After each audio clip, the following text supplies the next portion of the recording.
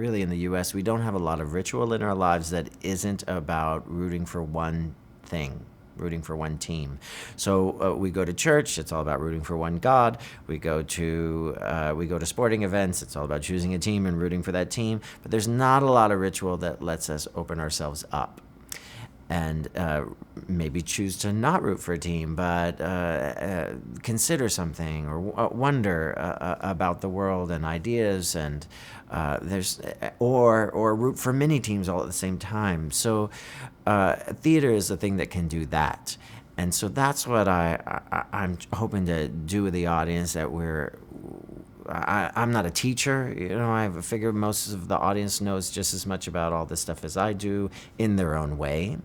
Some people know more, some people less, but for the most part, we're all kind of a little bit on the same page because we're all alive right now in this time period. So I'm not trying to teach anybody, but I am trying to remind them of the things they've forgotten, dismissed, or buried, or that other people have buried for them. So it's a lot of unearthing of stuff and inspiring the audience to do some of that unearthing for themselves. That all sounds very obnoxious when said that way, but it's really manifests itself in the sense of they throw ping pong balls at each other, or they slow dance with someone of their same gender, and that brings up a lot of emotion in both queer people but also straight people. To slow dance with someone of your same gender is not something that people are used to, and I make them do it in a way that it's not silly.